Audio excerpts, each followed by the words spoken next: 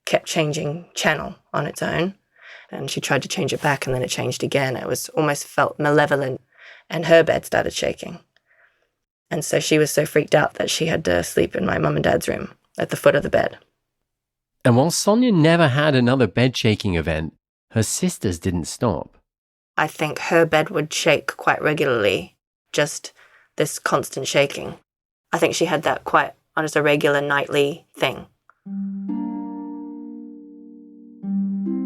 I spent months trying to speak to Sonia's sister, but was never able to convince her to go on the record. At first, she seemed interested in talking. We went back and forth through a mutual friend for a few weeks, but then the communication died. She closed up. The message I got was that what she experienced in that house deeply upset her. She didn't want to revisit it. Well, I'm just desperate to know what you experienced. That's like, I'm like really wanting to find out what you experienced. I was a bit nervous to tell Sonia about my experience in the house. Compared to the bed rattling, my little yellow vase moving across the room felt a bit feeble. Did anything else happen to you? Or is it just mostly those things? No, and you know, what I experienced in that room was nothing threatening, malevolent. It was just this feeling that there was something a bit odd that was happening that I couldn't explain. Mm-hmm. And that's kind of where I am now, right? So do you feel like you're still kind of trying to look for a rational explanation, or are you open now that it's something paranormal? I don't have any answers yet. Okay. I really don't. And I'm just trying to understand. But, you know, if you have several different people, none of whom know each other. Yeah. All of whom have been sleeping in the same place. Yeah. And all of whom are independently reporting similar sorts of things. Yeah. It's quite discombobulating. Yeah. It just opens up this extra fascination about who is it and why were they moving stuff around and who used to live there. I don't know. It's all that stuff. Right now, I'm bursting to tell Sonia about what happened in the house next door. But because it seemed her sister was still traumatized by whatever happened there, I felt uncomfortable bringing up a disturbing murder. Though in my mind, I'm thinking, if this is the ghost of my wife's great-grandmother, why would she be shaking Sonia's bed? What's she trying to tell her?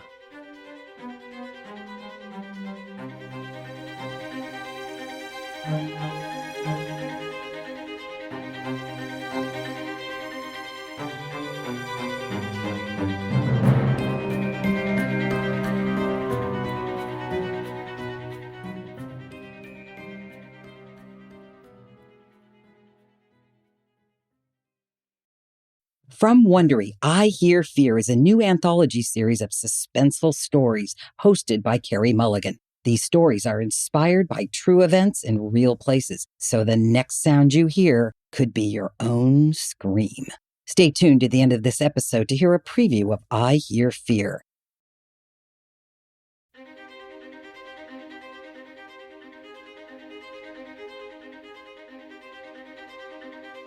I'm going to put the ghost story on ice for a second and pick up with the murder story where we left off in episode 1. Remember, my wife's great-grandmother was murdered back in 1937. Her name was Naomi Dancy. The official story is that she was shot through the eyes in the middle of the night by her shell-shocked brother Morris, who was also found dead on the scene with his throat slit. Morris also tried to kill Naomi's husband, a man that the family calls Father, but Father valiantly escaped and called the police. When I got hold of the original police file, though, something curious stood out. 2 anonymous letters, nearly illegible, that questioned whether the brother was the true culprit and urged the cops to instead look into the husband. It seems the police barely did, and no one in my wife's family believed that he had anything to do with it. So that's what we're going to do. Look into Father. And we just so happen to have the perfect resource at our disposal.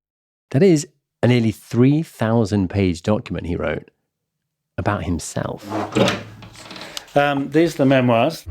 There are 18 volumes of closely written hand. The document lives in the home of Mark Dancy, my uncle-in-law. Don't really know which volume to start with. And it's made up of 18 notebooks, Feyther's handwritten memoirs that tell the story of his life. It's a huge amount of work. It's huge. It's extraordinary. And, this is before the days of word processors, of course. I've come to see Mark and the memoirs because together they become the source of what people remember about Feyther. Have you now read all of them? Probably most of them, yes. And they live here because Mark has a unique connection to Feyther. In many ways, he's the closest you can get to being in the room with him. Mark looks like Feyther, tall with that bald, dancy head. He's a doctor like Feyther. And Mark is so proud of the man that he even took on the name for himself. Am I right in thinking that your grandchildren call you Feyther? Yeah, I thought it's quite a nice sounding name, and I thought that his memory should be preserved because he was a truly remarkable person. Actually, just to read a page of his memoirs, you will realise. It's true. When you're done marvelling at the scope of the memoirs and actually start reading them, it's clear that Feyther is easy to revere. The stuff about his own life is fascinating. In the memoirs, Feyther lays out his life story. He was born at the turn of the 20th century and excelled at school from a young age. He gets a scholarship to Cambridge University. He was a sort of educational sponge, and he thirsted for knowledge. Now for something really wonderful, and for this I need another beautiful girl. While training to be a doctor, he becomes a skilled magician and joins the Magic Circle. You stand right here, I want to show you a wonderful trick. It's a famous London club for magicians. That's it. Hold it. Hold it. To pay his way through university, Feyther starts writing pop songs under a pseudonym. And later, he gets a #1 hit in America. Number 1, the top tune of the week. The song the survey finds in first place. And it's still cruising down the river. Cruising down the river on a Sunday. Which, by the way, is covered by Frank Sinatra. What's this one? This is Gallipoli. This is a special box. In World War I, Feyther joins the army and lands on the beach at Gallipoli, a famous Allied defeat. These are my memories of the 1914 war, written in 1965. His memoirs of the First World War are so vast and detailed that the BBC makes a documentary based on them. Discovered among the papers of an English GP, Dr. Jack Dancy, is a remarkable account of his portrait once hung in the Royal Academy of Arts in London.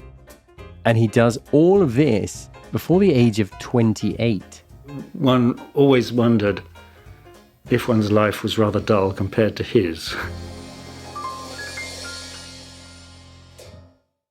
As far as Naomi goes, we don't learn very much about her in Feyther's memoirs. He does describe when they first fall in love in 1918.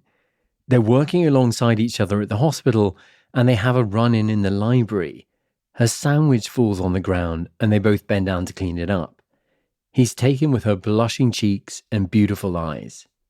But for all the dramatic escapades Feyther writes about, he doesn't write about what's arguably the most dramatic night of his life, the night Naomi was murdered. The memoirs end years before. And Mark is worried that in the life of this great man, that's the thing I'm going to focus on at the expense of everything else. The sort of most spectacular, from a reporting point of view, spectacular part of his life was Naomi's murder. It would be easy to see how a sort of sensationalist journalist makes a big story out of that. And it would be easy for someone who hasn't got an open mind to say, well, I'm going to set out to show that Feyther did it, or and lead the listener into that belief. And I don't wish his memory to be stained unnecessarily. And I don't think he deserves that. At the time, Mark's caution felt fair enough. Feyther was his grandfather after all. He's protective of him. But the more I thought about it, the more something felt a little funny. Why does Mark think it would be easy for me to portray Feyther as a murderer? Okay, there were a few questions, but they were never answered in a negative way for his memory, shall we say. Those questions Mark's referring to, I want to try to answer them myself. And to do that, we're going to return to the police file, to the only first-hand account of what happened that night.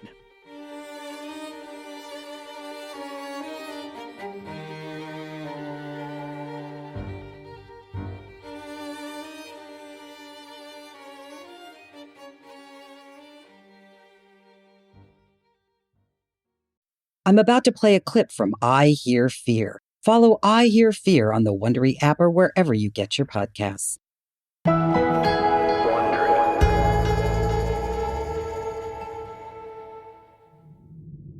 Shh. Stay quiet. Don't move. Did you hear that? Sounds you hear in the middle of the night. Or when you're deep in the woods. Or alone, walking down a dark street. You tell yourself it's just your imagination. But what if it's not? From Amazon Music and Wondery, I'm Carey Mulligan, and this is I Hear Fear, a new anthology series that will make you bolt your doors and hide under the covers. My favorite thing in the world is a brilliant ghost story. And nothing scares me more than a story inspired by real events and real horrors. From a deadly dance party to a cursed movie set. The sounds of terror are all around us. Warning, the next sounds you hear might be your own screams.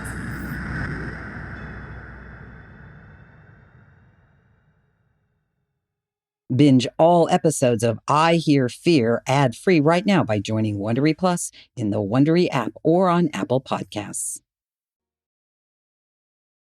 We're going to dive back into the police file from Naomi's murder, but we're not going to do it alone. My name is Hugh Dancy. I live in New York. I'm an actor. I'm 47 years old. I am your brother-in-law. My brother-in-law Hugh may not be a murder detective himself, but he does sort of play one on TV. I got an acquittal for a stone-cold killer. That was the day I realized I would much rather send bad people to prison than help them get off. Hugh is the Hollywood famous Dancy. These days he plays the assistant district attorney on Law & Order. But really, I'm turning to Hugh for this because he's kind of the person I go to for advice in the family. He's my wife's big brother and someone I generally look up to. When you looked at Feather's statement, what did you make of it? Well, I made the mistake of reading it immediately before I went to bed last night. It was not a good plan. So while I was waiting to finish my reporting before sharing information with the wider family, I wanted to send Hugh the police file early on. I've read it twice. I read it again today. Bunch more things jumped out at me after second reading, and I found it to be quite disturbing and rife with details that begged questions. He also agreed to lend his acting talent to this project. So I'm playing my great-grandfather. You're going to play your great-grandfather. Yeah. Okay. Hugh's going to read from Feather's police statement from the night Naomi died. Last episode, we read the end of the statement, but that's just a small fraction of what Feather told detectives at the time. His entire statement takes up 5 typed pages. And in it, he outlines everything that happened in the days leading up to the murder and why he thinks Morris killed Naomi and then took his own life. Statement of John Horace Dancy, age 46, who saith, I am a medical practitioner and at the moment semi-retired. My wife, Naomi Dancy, was assistant... You know the cast of characters. There's Feather himself, Naomi, and Naomi's brother, Morris Tribe. Morris Tribe has always been a heavy drinker since his youth. Lately, he has been losing the sight of his remaining eye, and Mrs. Dancy, my wife, and I thought we must keep him. So, we've established Morris came back from World War I having lost an eye. Here, Feather's saying he recently started to lose sight in his other eye, so he's been treating him for it. Under directions from a specialist, I have been giving him injections every Monday for the past 6 Mondays for his eye. The fact that Feather gives Morris these injections every Monday will become significant because the murder takes place overnight on a Monday. And at this point in the statement, Feather sets the clock back 10 days before the murder. On Friday, 10 days ago, he drank very heavily. On Saturday morning, after this, he rang me up and threatened to shoot my wife's eyes out. He has, on previous occasions, rang my wife up and threatened the same thing. This is an incredibly damning moment in Feather's story. Morris has threatened to kill Naomi in the precise way that she's about to be killed. If what he's saying is true, it's basically case closed. I was very upset, and I rushed off in the car to fetch her from Hammersmith and to know that she was safe. Just stop there. There is a problem. You remember Jackie Malton. She's the retired Scotland Yard detective we spoke to in episode 1. When we read through Feather's statement with her, she couldn't help herself. She stopped us periodically to point out discrepancies and doubts she had about Feather's story. So we cannot corroborate the story that Dancy is telling that Morris Tribe has previously threatened to shoot his sister through the eyes. There's no corroboration of that. In his statement, Feather actually does refer to another person who heard Morris making threats. He says Morris's sister-in-law also heard them, but when the police interview the sister-in-law, she tells a different story. She says about Morris, quote, "So far as I know, he never threatened anyone." And later she adds, "Nobody had any idea that he would harm anyone." Got a huge gap there, haven't you? Well, there's a specific contradiction, isn't there? Specific, yeah. Where are we? All right, back to Feather's statement.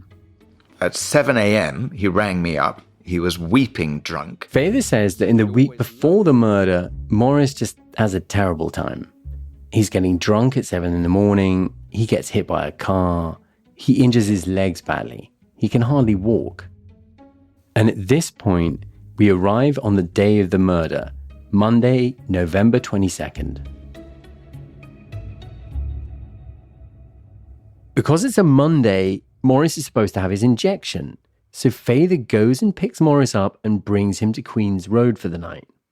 When they arrive at the house, Feather has to drop Morris off before immediately turning around and taking his housekeeper home, a woman called Mrs. Brooks. We got home at 3:30 p.m. I put Morris into his room on the first floor and put him into 2 armchairs as his legs were bad. I took Mrs. Brooks in the car to Brentford. On the way, I remembered there were insurance papers in the house which we did not wish Morris to see. He was all alone in the house. Insurance papers that he doesn't want his brother-in-law to see. He was all alone in the house. I left Mrs. Brooks and came home. I came in silently and I saw him sheepishly shutting his door. What he's worried about Morris seeing is the paperwork from a new insurance policy that Feather has just taken out days before on Naomi's life.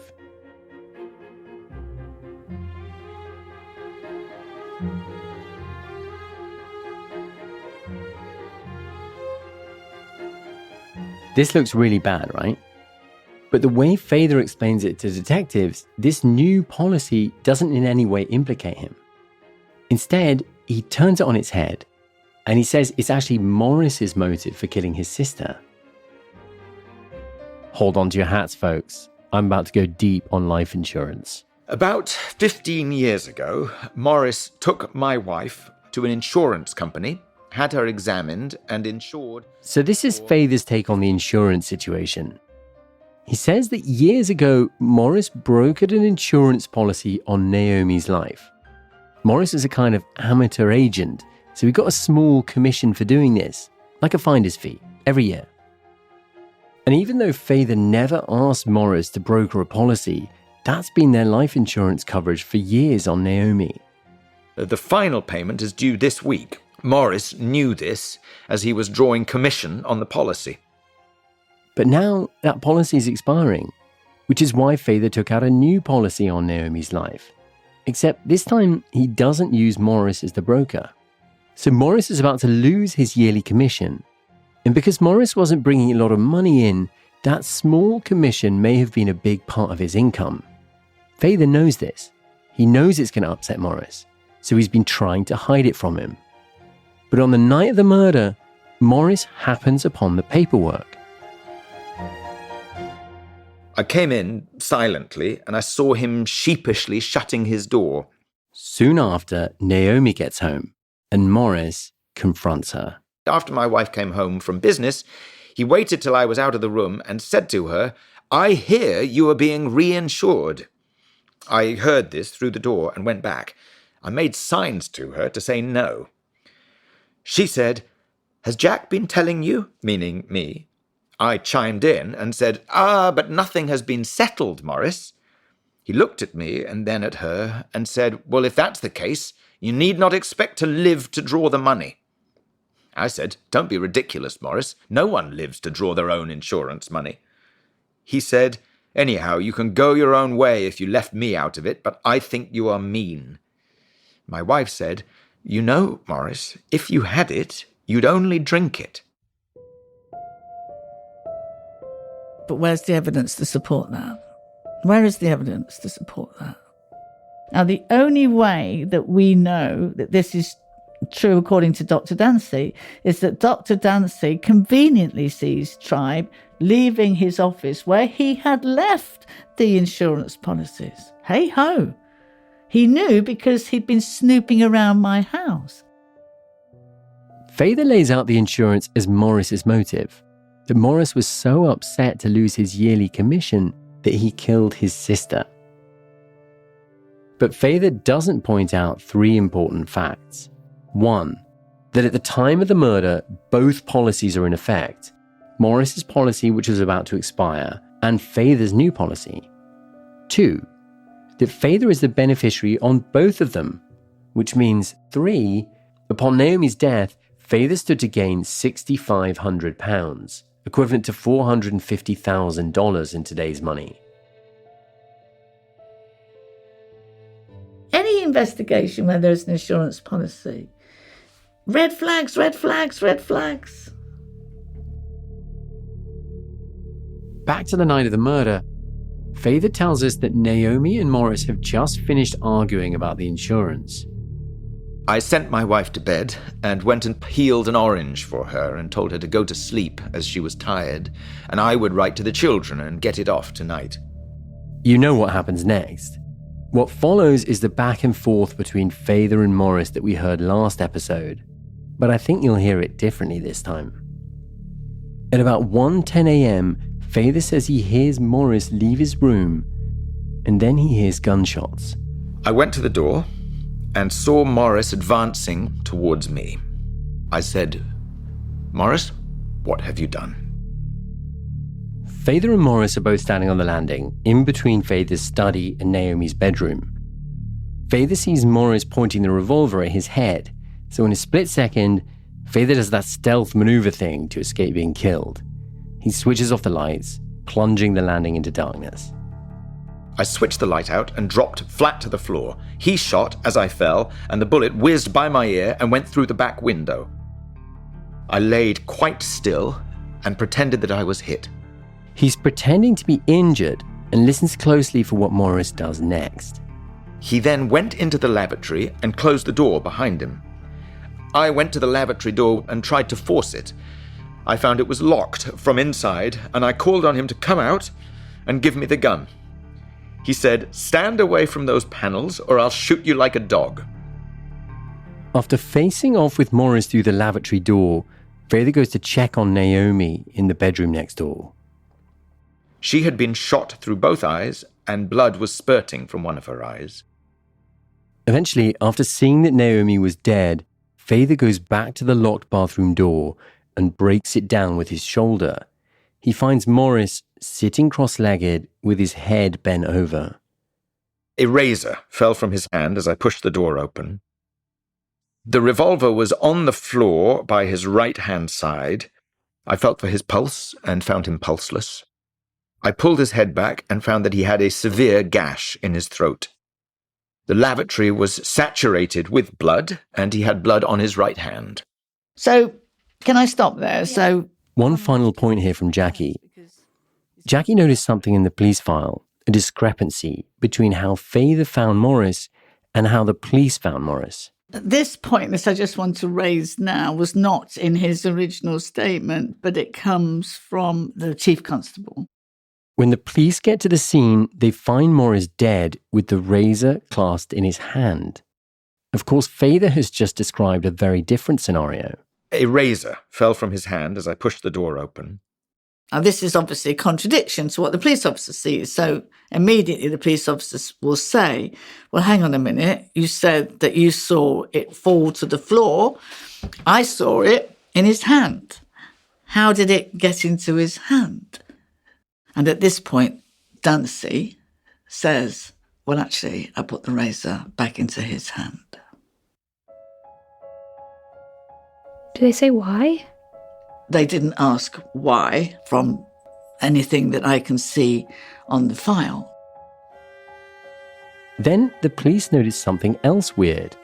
Morris Tribe's hands were suspiciously clean. He had very little blood on them, despite having just cut his throat. So the cops go to Father and ask him something like, do you have any idea why Morris's hands would be so clean? And Father gives an explanation. He says he took the pulse of his brother-in-law to see that he was dead. And in order to take his pulse, he washes his hands. He washes Tribe's hands to do that. He washes the blood off the dead man's hands? Yes. How do you understand that? I don't know. I don't know why he would do that. You wouldn't touch the evidence. Why would you touch the evidence? Why would you touch it?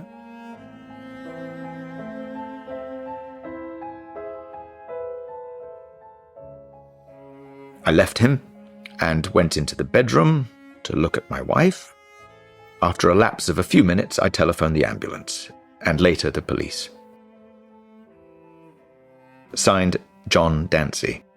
At 9:30 a.m. on the 23rd of November, 1937.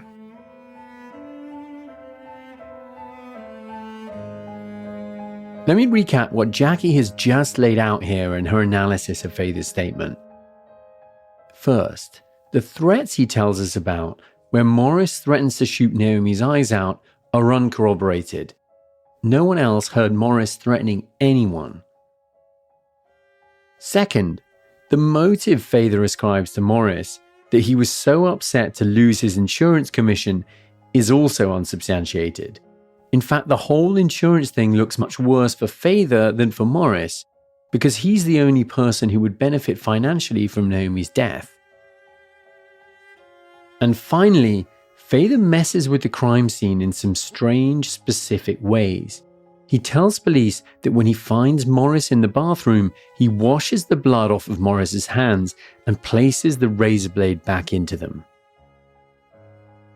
The allegations in this case are all made by Dr. John Dancy. And it seems that this esteemed physician's word is taken by the police as the gospel truth. Well, you never do that. There's one other thing, a glaring absence in the police investigation that Jackie finds egregious.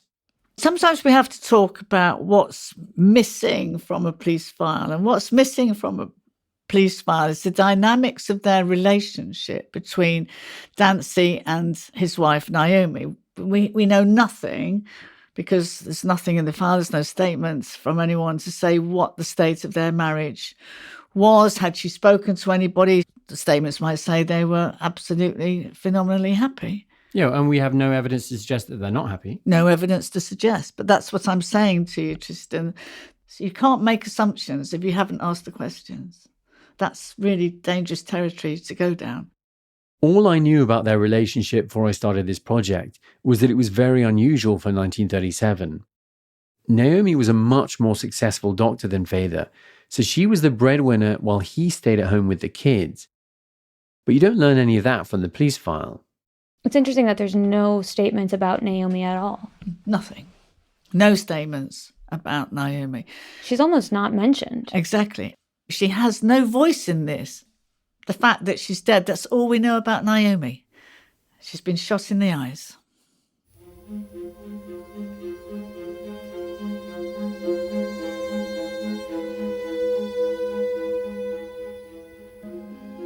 Despite all of her suspicions, there's one big thing Jackie can't square when she considers the possibility that Father got away with murder. I do have, a concern about the crime scene. I really do have a concern about that because... What kind of concern? Well, if Dancy did it and murdered him, how did he bolt the door? How did he get out? How did he leave him in there? How did he bolt the door? How did he get out? What she's pointing out is that the police find Morris dead in the bathroom with the door broken open after it had been locked from the inside. The problem with it is to work out how Tribe ended up on the lavatory floor and it's locked from the inside. So if you were to believe that Father killed Morris, the question is, how does he get out of the locked bathroom in order to then knock the door down? It is a quote-unquote locked door mystery. Which, Hugh informed me, makes it part of a long tradition of murder mysteries. What's a locked door mystery? It's when somebody dies inside a locked room. Is that a thing? Yeah. Yeah, so it's the famous Sherlock Holmes one in which when it turns out that somebody managed to introduce a venomous snake through the light. But yeah, it's a thing. And if you can't figure out a way that Father could have gotten out, then you can't really make a case that Father was in the room when Morris died.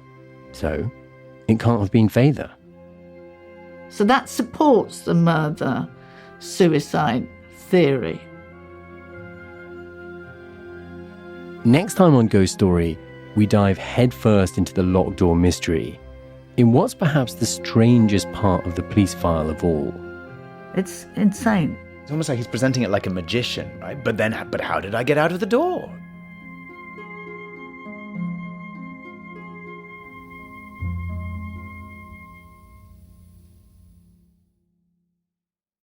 Follow Ghost Story on the Wondery app, Amazon Music, or wherever you get your podcasts. You can binge all episodes ad-free right now by joining Wondery Plus in the Wondery app or on Apple Podcasts. Before you go, tell us about yourself by completing a short survey at wondery.com/survey.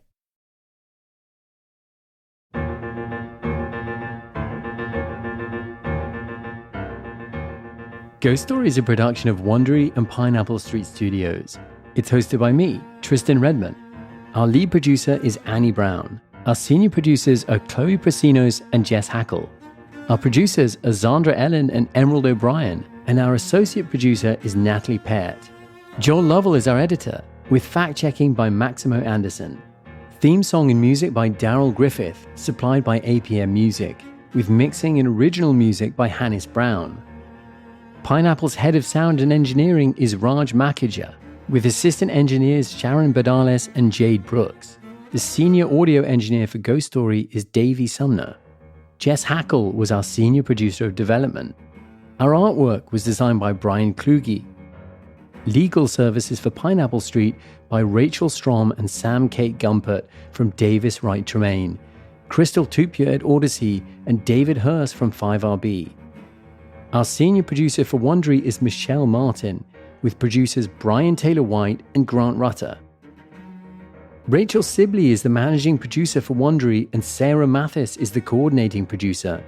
Our executive producers at Pineapple Street are Maddie Sprung-Kaiser, Max Linsky, and Jenna Weiss-Berman. Our executive producers for Wondery are Morgan Jones, Rich Knight, Marshall Louis, and Jessica Radburn. Special thanks to Nick Kostov, Soho Radio, Richmond Local Studies Library, Alison Vermeulen, and Barney Lee. This episode contains public sector information licensed under the Open Government License version 3.0.